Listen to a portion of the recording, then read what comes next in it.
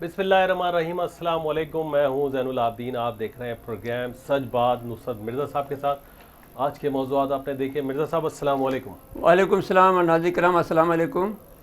जी, आप मेरे ख़त्े में पाकिस्तान का अहम किरदार बढ़ता जा रहा है और रूसी वज़ीर ख़ारजा का यहाँ आना इस बात की दलालत है कि वो पाकिस्तान की जो अहमियत मिल रही है ख़त्े में और पाकिस्तान का जो मस्बत किरदार है वो रोज़ बरोज़ वाज़ेह होते चले जा रहा है।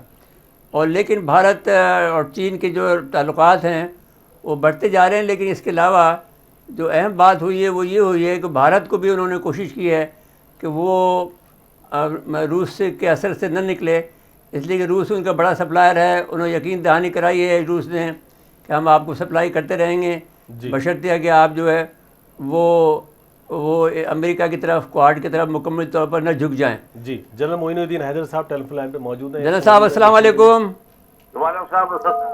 जनाब, आपको बहुत दिनों बाद लिया है, आपको बहुत बहुत खुश आमदीद कहते हैं।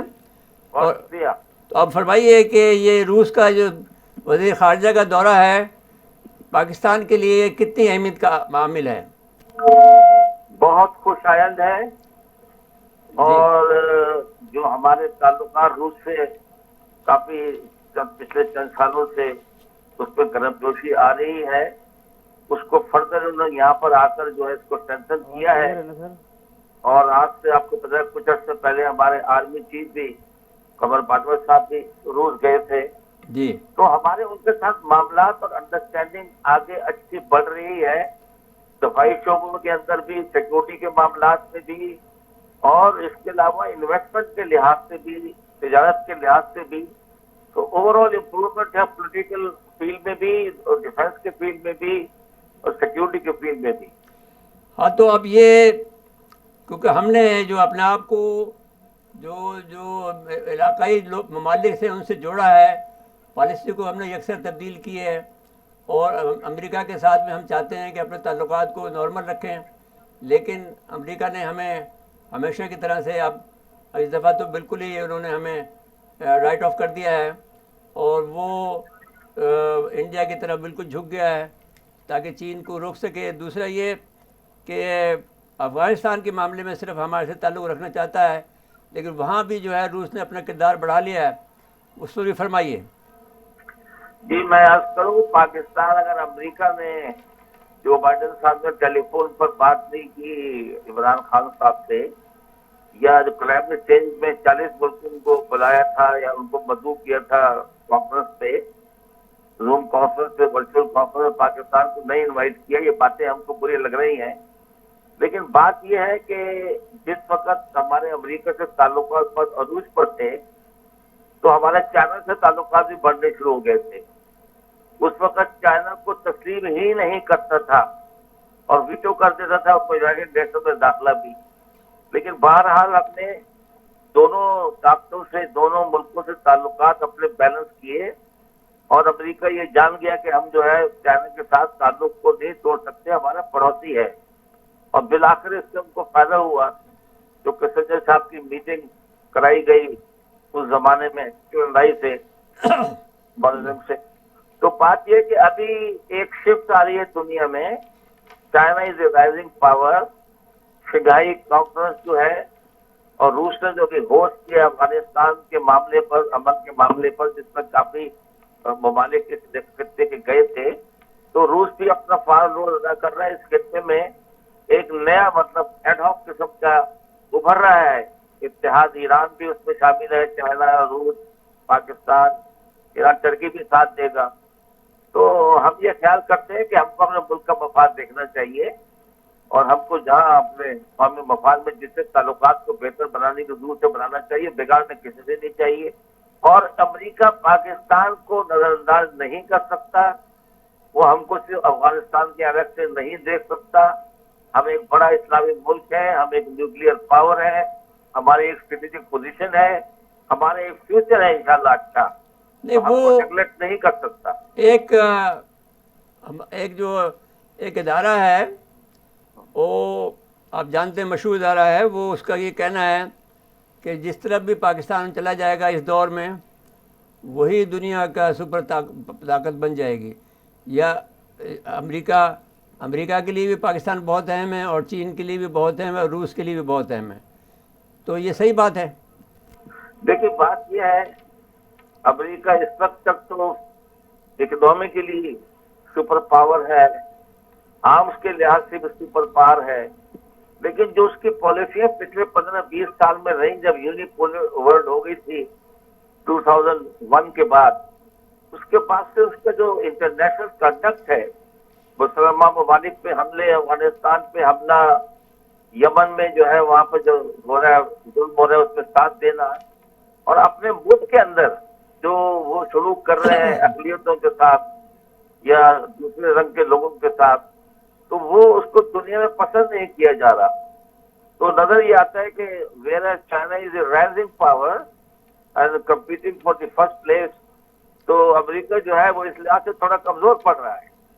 اچھا جان صاحب، میں یہ پوچھنا چاہتا ہوں آپ سے کہ یہ جو ایکسرسائز والا معاملہ ہے، انہوں نے جو معاہدہ کیا ہے، ایک تو معاہدہ کیا ہے گیس پائپ لائن والا، اور دوسرا یہ جو ڈرل کا جو معاملہ ہے مشترکہ مشقوں کا، اس کی کیا اہمیت ہے آپ کی نظر میں؟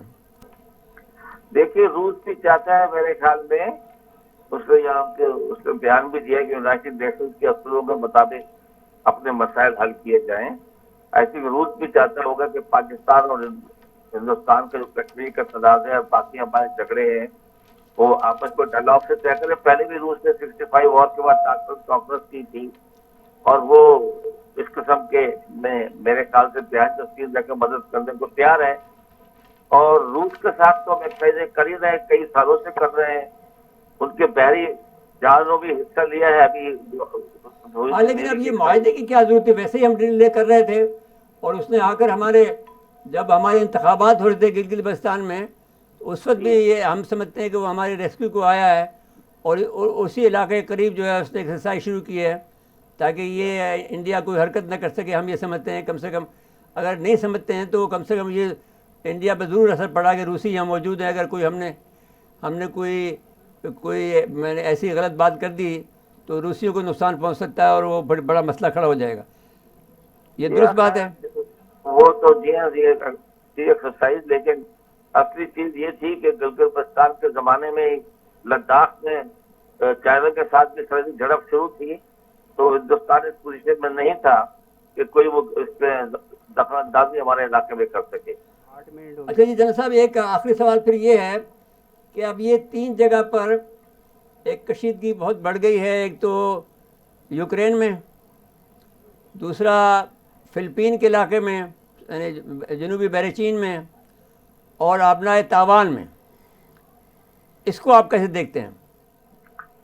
جی ہاں، یہ جو چین تو ان کو اپنا ہی صوبہ سمجھتا ہے تائیوان کو، اور وہ کہتا یہی ہے کہ جلد یا بدیر وہ ہمارے ساتھ آن ملیں گے. لیکن اس کو امریکہ بہت ٹینشن کرتا ہے اور شہ دلاتا ہے جائزہ کے خلاف کہ ہم آپ کی سپورٹ میں اور ہے. لیکن یہ بات نہیں بھولنی چاہیے کہ چائنا کی جو ترقی ہوئی ہے، جس میں اوورسیز چائنیز کا بہت بڑا ہاتھ ہے کیپٹل کا، جتنی بڑی انڈسٹری سرجن میں لگی تھی اس میں میکسیمم جو تھے یہ تائیوان کے بزنس مین تھے جنہوں نے وہاں پہ انویسٹ کیا تھا. حالانکہ تعلقات ان کے پولیٹیکلی اچھے نہیں ہیں. تو امریکہ تو شاید دلاتا رہے گا، جو چیز وہ سمجھتا ہے چائنا کو پریشان کر سکتی ہے اس کو تھپکی لگائے گا. ہندوستان کو بھی ہمت دلاتا رہتا ہے، لیکن میرے خیال میں ان ملکوں کی پوزیشن ایسی نہیں ہے کہ وہ چائنا سے ٹکر لے سکیں. اچھا، مطلب ہے کہ یہ جب یہ اب کہا یہ جا رہا ہے، اخبارات میں جو خبریں آئی ہیں اس کے مطابق لاروف نے جو ان کے وزیر خارجہ ہیں روس کے، وہ ایک بہت سینئر ترین اس وقت پہ ہیں، جو میرے خیال میں برزنسکی کے اس کے بعد میں جو ہنری کسنگر کے بعد میں سب سے بڑا اس وقت جو ہے وزیر خارجہ سمجھ سکتے ہیں یہ ہے، یا دانا آدمی ہیں. تو فرمائیے کہ یہ اس نے جا کر انڈیا کو یہ سمجھانے کی کوشش کی ہے کہ آپ جو ہے کوارڈ کے اندر بہت بڑا کردار ادا نہ کریں تو اور ہم آپ کو سپلائی کرتے رہیں گے. جی ہاں، اصل میں جو معاہدہ کیا ہے ہندوستان نے روس کے ساتھ S-400 میزائلز کا، اس پہ امریکہ خوش نہیں ہے، اور امریکہ ہندوستان میں بہت دباؤ ڈال رہا ہے کہ اس میزائل کے سودے کو منسوخ کرو، لیکن جب دیکھتے ہیں انڈیا ابھی سوویت یونین کے اکوپمنٹ پہ بہت زیادہ سپلائی پہ ریلائی نہیں کرتا. اس نے بہت دوسری جگہوں سے بھی، اسرائیل سے، امریکہ سے، فرانس سے، برطانیہ سے، سب طرف سے ہتھیار جمع کرنے شروع کیے ہوئے ہیں. پہلے تو روس جو تھا وہ وائس سپلائر تھا ان کا. جی جنرل صاحب، لیکن آج کی جو رپورٹ آپ نے ڈاؤن میں پڑھی ہوگی کہ پاکستان اور انڈیا کے درمیان میں ایک فل فلیج وار 5 ایئرس ہو سکتی ہے. جی جی ہاں، لوگ اس قسم کے پٹیشنز کرتے رہتے ہیں، لیکن میرے خیال سے دونوں سائڈ کی لیڈرشپ اتنی بڑی فاش غلطی نہیں کرے گی جو دونوں ملکوں کو اور غربت میں جو ہے لے جائے اور بہت تکلیف میں ہو جائے. جنرل صاحب، ایسے مودی سے آپ یقین رکھتے ہیں جس کو یہ نہیں پتا کہ بادلوں میں بھی راڈار دیکھ سکتا ہو، اور جو 26 فروری 2019 کو جو ہے ہمارے علاقے میں گھسا ہے، جی ہاں، تو اس سے امید رکھ سکتے ہیں کوئی عقل کی بات کی؟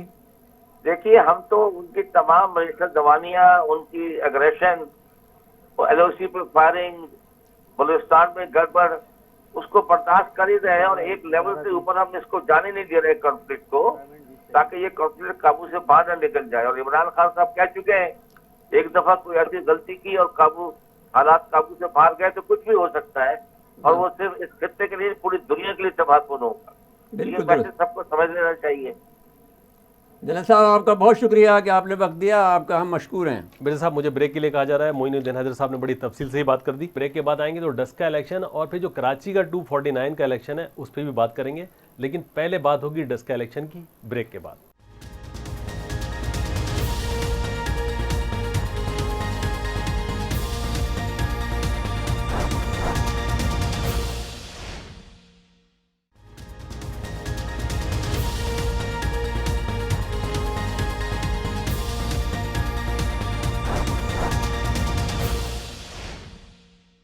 ایک دفعہ پھر پروگرام میں خوش آمدید کہتے ہیں.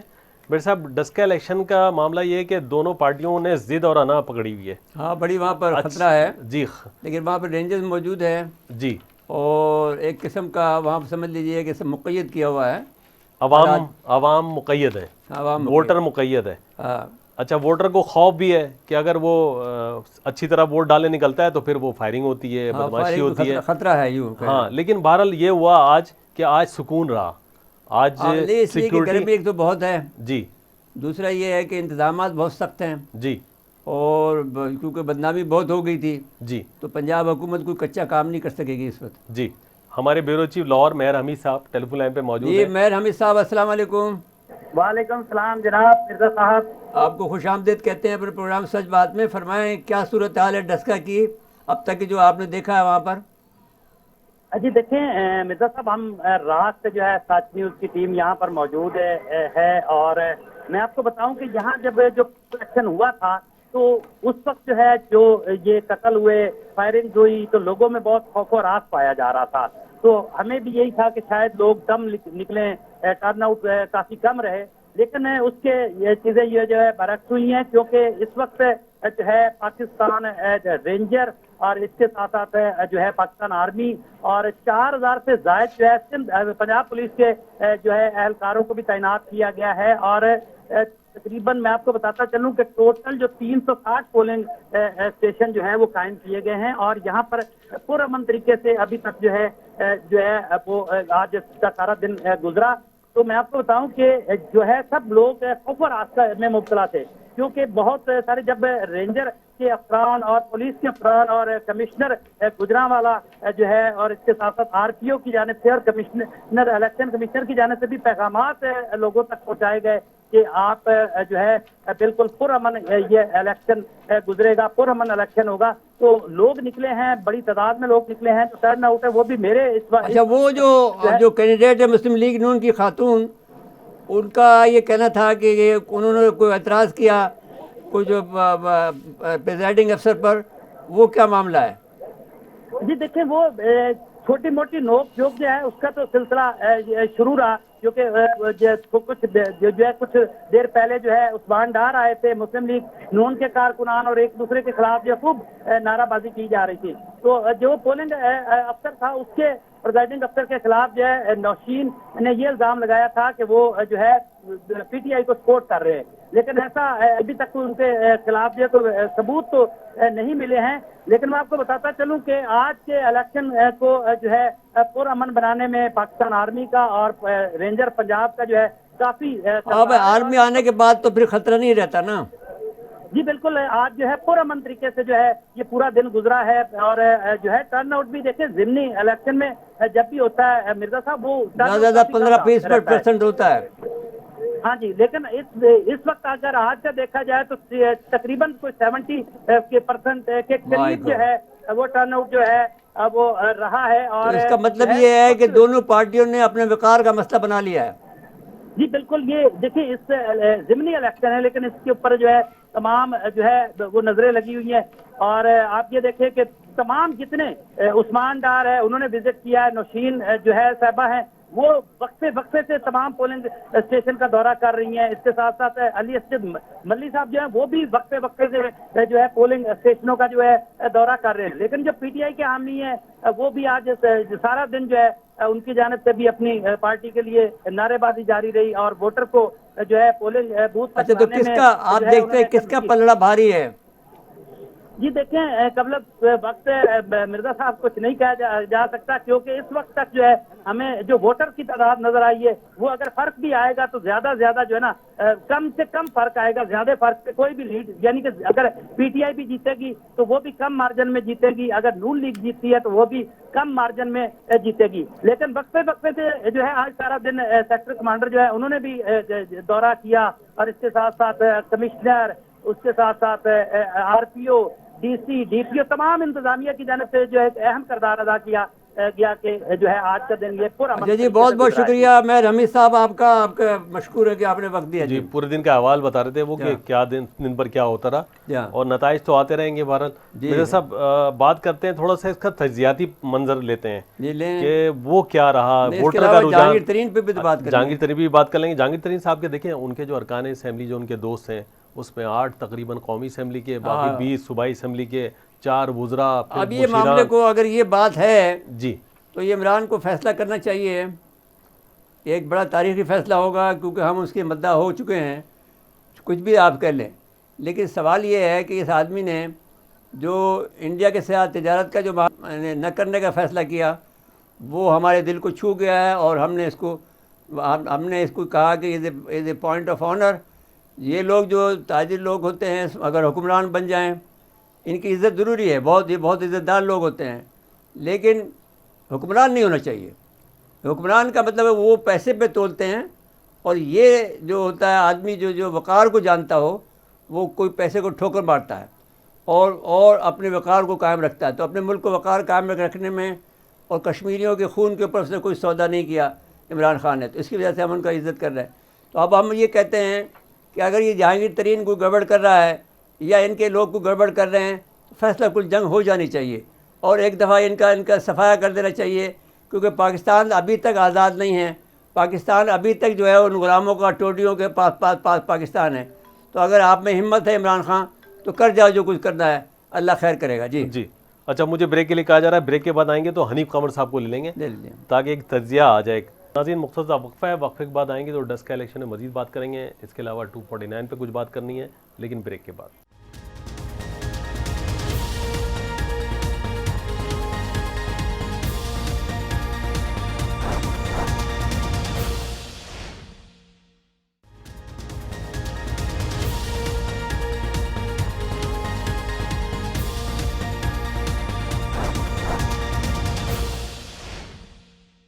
एक दफ़ा फिर प्रोग्राम में खुश आमदीद कहते हैं।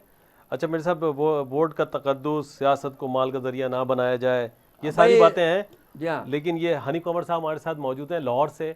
उनसे एक हनीफ कमर साहब जी आपको खुश आमदीद कहते हैं और आपको अपने प्रोग्राम सच बात में। तो मैं ये समझना चाहता हूँ कि जो ये बगावत की है जहांगीर तरीन ने और अपना शो ऑफ पावर दिखाया है, इससे क्या नताइज अखज़ होंगे? एक दूसरा ये है कि हमारा ये ख्याल है कि इमरान खान को जब उसने इंडिया के साथ में तिजारत का न करने का फ़ैसला किया, इससे इसने हमारे दिल मोह ले लिए हैं اس لیے کہ اس نے اپنے وقار کو سمجھا اور پیسے کی قدر و قیمت کی پرواہ نہیں کی. تو اس سے، اور دوسری بات جو اس نے سعودی عرب کے معاملے میں فیصلہ لیا، اس سے بھی ہمارا دل خوش ہوئے. تو اگر کوئی تاجر ہوتا تو آج حکمران، تو اب وہ انڈیا سے تجارت کر چکا ہوتا. اب اس کے خلاف اگر جہانگیر ترین کھڑا ہو رہا ہے تو پھر اس میں میرے خیال میں ان ٹوڈیوں سے مقابلہ کرنا ضروری ہو گیا ہے. آپ کیا کہتے ہیں؟ جی، آپ کی بات بالکل جہاں آپ نے فرمایا کہ جو بھارت کے ساتھ تجارت کے معاملے میں جو گورنمنٹ نے فیصلہ کیا، پرائم منسٹر عمران خان نے جس طرح تجارت کا نہ کرنے کا فیصلہ کیا، یہ واقعی گراؤنڈ ریئلٹی بھی اسی طرح کی ہے کہ اس طرح کی صورتحال میں اگر بھارت کے ساتھ تجارت کرتے ہیں تو اس کا مطلب یہ ہے کہ ہم نے اپنا وہ 70 سالہ موقف بالکل نئے کشمیر کے خون کا، کشمیریوں کے اور مسلمانوں کا خون کا سودا کر لیا. بالکل ایسا ہی ہونا تھا، اور یہ اچھا فیصلہ کیا پرائم منسٹر نے کہ اپنے اس جو اقتصادی کمیٹی کی جو تجویز تھی اس پہ نظر ثانی کی اور یہ فیصلہ کیا کہ بھارت کے ساتھ تجارت اس وقت تک نہیں ہوگی جب تک کشمیر کے مسئلے کا کوئی پاکستان کے لیے اور کشمیریوں کے لیے کوئی قابل قبول حل نہیں نکلتا. اس سے حکومت کی کریڈیبلٹی میں بہتری آئی، اضافہ ہوا. دوسری جو بات آپ نے فرمائی جہانگیر ترین صاحب کے ایشو پہ، جہانگیر ترین صاحب نے اگرچہ شو آف پاور کی ہے، انہوں نے ایم این ایز اور ایم پی ایز کو اکٹھا کیا ہے، انہوں نے مسلسل 2 دفعہ شو آف پاور کیا ہے اور ان کے ساتھ بھی لوگ گئے ہیں. اس میں کوئی شبہ نہیں کہ جہانگیر ترین پاکستان تحریک انصاف کا ایک بڑا نام ہے اور ان کا ایک تحریک انصاف کے اندر ایک دھڑا موجود ہے آلریڈی، اور تحریک انصاف کو اقتدار میں لانے کے لیے ان کی مالی اور سیاسی جتنے بھی ایفرٹس ہیں وہ بھی سب کے سامنے ہیں. اس لیے جہانگیر ترین کے کردار سے، ان کے سیاسی کردار سے تو انکار نہیں کیا جا سکتا. لیکن اگر کوئی یہ سمجھے کہ وہ پاکستان تحریک انصاف کو عمران خان کی موجودگی میں کو متبادل لیڈرشپ دینے میں کامیاب ہو جائیں گے تو یہ ابھی بہت ہی قبل از وقت ہوگا. اچھا جی، دوسری بات یہ ہے حنیف قمر صاحب، میں یہ کہنا چاہتا ہوں کہ کتنا بڑا ڈینٹ ڈال سکتے ہیں؟ میرا خیال ہے کہ مشکل ہے یہ اس وقت ڈینٹ ڈالنا، کیونکہ جہانگیر ترین صاحب کی جو پوزیشن ہے اس وقت، وہ عام آدمی بھی یہ ضرور سمجھتا ہے کہ اگر عمران خان صاحب نے چینی اسکینڈل میں ان کو تحقیقات کے دائرے میں لانے کا حکومت نے فیصلہ کیا ہے تو یہ کوئی ایسا کام تو نہیں جس پر تنقید کی جا سکے. اگرچہ اچھا حنیف قمر صاحب، آپ کا خیال ہے کہ اس پر رولر نہیں چلا دینا چاہیے ایسے لوگوں پر؟ کیا فرمایا آپ نے؟ میں نے کہا ایسے لوگوں پر اب رولر چلانے کا وقت آ گیا نا. جی بالکل، یہ جہانگیر ترین صاحب کے معاملے میں عام آدمی بھی یہ سمجھتا ہے کہ ان کی چونکہ شوگر کا بہت بڑا وسیع بزنس ہے، ان کی شوگر ملیں ہیں، سارے جو شوگر ملوں کو یہ ہیڈ بنا بیٹھا ہے، یہ فیصلہ یہ کرتے ہیں. شوگر مل لوٹ تو ہمیں رہے ہیں، مارکیٹ پہ اثر انداز ہوتے ہیں، مارکیٹ پہ اثر انداز ہوتے ہیں اور اس کی قیمتوں پہ اثر انداز ہوتے ہیں، اس کی ایکسپورٹ اور امپورٹ پہ اثر انداز ہوتے ہیں. تو عام آدمی بھی یہ سمجھتا ہے کہ اب اس کو بازار سے چینی مہنگی ملتی ہے اور ملک کا پرائم منسٹر کہتا ہے کہ ایک مافیا ہے جو چینی کے سٹے بازی میں ملوث ہے اور اس کی وجہ سے، اس مافیا کی وجہ سے یہ چینی مہنگی ہو رہی ہے. اور جب پرائم منسٹر یہ کہہ بھی رہا ہے اور پھر ان کے خلاف ایکشن بھی لے رہا ہے تو عام آدمی بھی تو یہی سمجھتا ہے کہ اگرچہ ان کا تعلق تحریک لیکن تحریک انصاف سے تعلق ہونے کا مطلب یہ تو نہیں کہ وہ جو مرضی کرتے پھرے. لیکن 2 باتیں عمران کو کرنی چاہیے. یہ جو انہوں نے لگا رکھے ہیں چمچے، یہ جو مشیر لگا رکھے ہیں، جو ایک تو یہ احتساب وصاب کب کر رہا ہے کام، اور دوسرا یہ کہ یہ لوگ تو بھاگ جائیں گے، ان کو ہٹائیں. ان کی وجہ یہ کسی بھی حکومت کی، نصرت مرزا صاحب آپ مجھ سے کہیں زیادہ بہتر جانتے ہیں کہ جو پبلک فگر ہوتے ہیں، جو الیکٹ ہو کے لوگ آتے ہیں، عوام کے ووٹروں سے لوگ آتے ہیں، وہ عوام کو بھی جواب دہ ہوتے ہیں، اپنی حکومت کے سربراہ کو بھی جواب دہ ہوتے ہیں. لیکن جو لوگ نان الیکٹیبلز ہوتے ہیں، جو کسی نہ کسی سفارش پہ، پرچی پہ حکومت میں شامل ہوتے ہیں، تو وہ وفاداری بھی ان سے ہی نبھاتے ہیں جن کی چٹ پہ وہ آئے ہوتے ہیں. شہزاد اکبر صاحب اور ان کے پتہ نہیں کس کا کام کر رہے ہیں، معلوم نہیں ہے یہ لوگ. ہاں، یہ بالکل ایسا ہی ہے کہ یہ جس کی چٹ پہ، جس کی پرچی پہ آتے ہیں، اسی کا کام کرتے ہیں. نہ یہ حکومت سے وفادار ہوتے ہیں، نہ یہ عوام سے وفادار ہوتے ہیں. جی بہت بہت شکریہ آپ کا حنیف قمر صاحب، آپ کا بہت شکریہ کہ آپ نے وقت دیا. اچھا، ایک الیکشن کا اور احوال دکھا دیتے ہیں اپنے ناظرین کو. حالانکہ ان کے ساتھ بہرحال یہ ہونا نہیں چاہیے تھا، وہ شریف آدمی ہیں لیکن شریف آدمی پھنستے ہیں اس طرح کے ماحول میں. ہاں لیکن سیاست کا مزہ آئے گا نا, سیاسی تو نہیں ہے نا. فردوس شمی NA 249 کی مہم کے لیے پہنچے جی, تو وہاں گو عمران گو اور جو نعرے بازی ہوئی ان کے خلاف, ان کا نکلنا مشکل ہو گیا, ان کو بڑے مشکل سے نکالا گیا. ویڈیو ہاں دکھاتے تو اسے پتہ ہی نہیں ہے, وہ تو گیٹس باندھ کر پھرتا تھا, وہ اپنے آپ کو پتہ نہیں کہاں کا چیمپئن سمجھتا ہے. آپ اس کو پتہ, آپ آٹے ڈال کا بھال تو آپ پتہ لگا جب عوام میں اس کی ان کے چہرے سے پریشانی بہت آیا ہے. اچھا وہ دکھاتے ہیں اپنے ناظرین کو کہ ان کے ساتھ کس طرح کا سلوک ہوا. جی.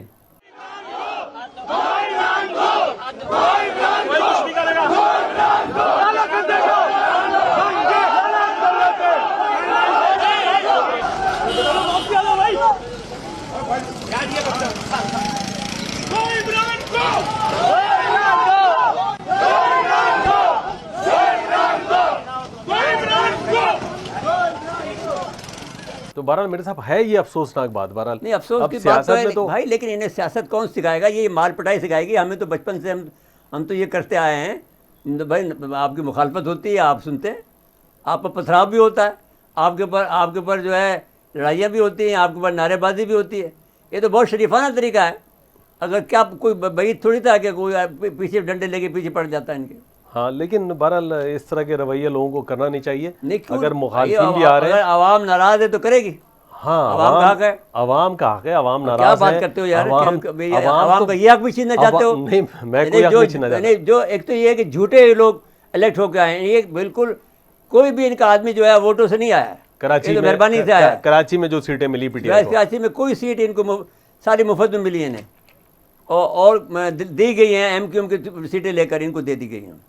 اور ایم کیو ایم میں کوئی سال نہیں ہے اور وہ کوئی فیصلہ کرنے کی قوت نہیں ہے ان کے پاس, تو وہ ہر قسم کا ظلم ہو رہا ہے یہاں پر, اور یہ ایم کیو والے کچھ کر نہیں رہے ہیں. نہیں میرے صاحب آج کل تھوڑا رد عمل آ رہا ہے, ڈرا سا آ رہا ہے, ایک فیصلہ کن نہیں آ رہا بھائی. وہاں پر مرد کی ضرورت ہے, مرد نہیں ہے ان کے پاس. ایک لیڈر کی ضرورت ہے جو فیصلہ کرے کہ بھائی ہمیں یہ کرنا یہ نہیں کرنا, جاؤ جو کچھ بھی ہوگا دیکھا جائے گا. ایم کیو ایم کے لوگ پریس کانفرنس کے ذریعے اپنا رد عمل دے رہے ہیں, ناراضگی کا اظہار کر رہے ہیں. نہیں تو یہ دو وزارت کے لیے آپ جو ہے پوری قوم کا سودا کر رہے ہیں. تو کیسز ہے نا, کیسز کی وجہ سے سودا کر رہے ہیں, مجبور ہیں کیسز کے پھر بھائی تو راستہ چھوڑو, کسی اور کے لیے آنے دو, یا کہ آپ بھی رہو لیکن کوئی کسی اور کو سامنے لاؤ جو کہ آپ جن لوگوں کو منہ دے سکے, جو صورتحال کا مقابلہ کر سکے. دامن صاف ہوگا, وہ ڈٹ کے کھڑا ہوگا, وہ سامنے کھڑا ہو کے بات کرے گا, پھر ڈرے گا نہیں کسی سے. جی لیکن اب یہاں مسئلہ یہ کہ داغدار اتنے ہیں کہ اب وہ ڈر بھی لگتا ہے. ہاں ڈر کیا, لیکن میرے صاحب دیکھیں اوور آل ایک اس کو وائنڈ اپ کر لیں, اب آخری 30 سیکنڈ رہ گئے. عوامی مسائل تو بڑھ گئے ہیں اور حکومت نے اس پہ کوئی توجہ نہیں دی ابھی تک. ایسے ہی اصل بات یہ ہے کہ ان کو کیا پتا کہ عوام کے مسائل کیا ہیں. یہ گیٹس پہن کے پھرتا رہتا ہے, اس کو کیا پتا. یہ ایک چھتری سے اترے ہوئے لوگ ہیں, انہیں سیاست کا کیا پتا, ان کو الف بے تک پتہ نہیں ہے سیاست کا. اب جب مار پڑے گی تو پتہ لگے گا سیاست کیا ہوتی ہے. بالکل ٹھیک ہے. بہرحال چلیں, اب ایک کو پڑھیے نا, حلیم عادل شیخ کو جی پہلا جھٹکا لگایا جیل میں جا کر, جی بڑا کر دکھاتا تھا. اچھا یہ جو رد عمل فردوس شمی نقوی صاحب کے ساتھ ہوا, یہ میرے خیال سے کچھ دنوں میں شاید علی زیدی صاحب کے ساتھ بھی ہو, کیونکہ بھائی آپ دیکھیں پلیز یہ نہ کریں, عوام خود کرے گی, ہم اس میں بیچ میں نہیں پڑتے. میں ایک اشارہ کر رہا ہوں کہ یہ لوگ رد عمل دیتے ہیں, یہ تھوڑی کہہ رہا ہوں کہ سب کے ساتھ ہوگا ان کے. جی جو کراچی کے لوگ ہیں, کراچی میں جو اس کے پی ٹی آئی کے لوگ ہیں, ان کی اچھی خاصی درگت بنے گی. ہاں بالکل, کیونکہ عوام کے مسائل حل نہیں ہو رہے ہیں, بڑھتے جا رہے ہیں اور کوئی سنوائی نہیں ہے. نہیں ٹھیک ہے میرے صاحب, وقت ختم ہوا پروگرام کا. ناظرین آج کے لیے اتنا ہی, آئندہ پروگرام تک کے لیے اجازت چاہتے ہیں. اللہ حافظ.